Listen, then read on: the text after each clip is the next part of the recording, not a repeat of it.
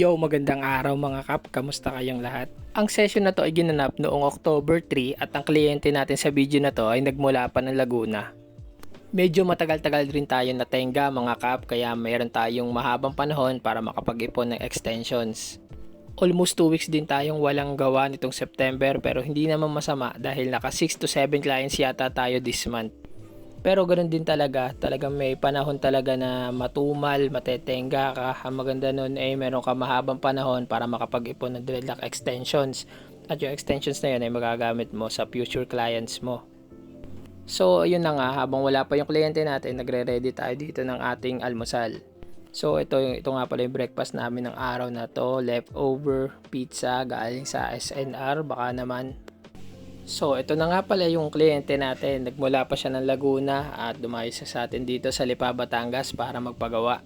So after ng sectioning, ito na nga pala yung resulta ng pattern na ginawa ko sa full head ni client.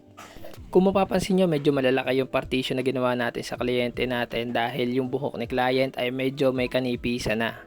At tamang-tama lang naman yung sizes ng partition na ginawa ko sa kanya para sa extensions na ikakabit natin sa kanya ngayong araw.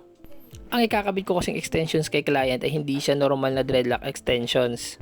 Ang mga extensions na to ay natural dreadlock extensions at hindi siya typical dreadlock extensions na ginagawa ng kamay. Kaya mapapansin nyo na ang extensions na kinakabit ko ngayon kay client ay hindi uniform in size at ang haba niya. Unlike sa typical dreadlock extensions na makikita mo sa internet na sobrang perfect, bilog at malinis. Itong mga extensions na kinakabit ko kay client ay medyo may curve, medyo messy at yun, hindi nga sila pantay-pantay sa haba. Initially, ang usapan namin ni client ay top head dreadlocks lang. Pero nung nakita ko yung status ng buhok ni sir, sinabi ko sa kanya na siguro semi full head to full head yung kaya namin gawin dahil manipis nga yung buhok niya. At syempre hindi ko lang naman decision to, gusto rin naman ni client ng full head dreadlocks at tama-tama lang din naman yung sizes ng partition para do sa extensions na ikakabit ko dahil medyo malalaki nga siya, hindi siya katulad ng typical extensions natin. So ayan, malapit na kami matapos dito. Para sa mga interested clients, Lipa, Batangas lang po ako. Pwede akong home service within Batangas. Meron tayong Facebook, YouTube and TikTok, The Dreadlocks Factory. 23 pero tawag sa'kin daddy, yeah. You know me when I hit that punani. Maganda na mukha, pati puwet tsaka body, yeah. But sorry, I don't trust nobody.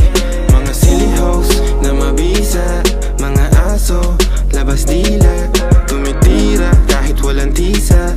Alam mong masarap kasi malina. I know she tryna flirt me, I ain't tryna flirt back. Alam ko yung nasa isip mo, so I'm finna get that.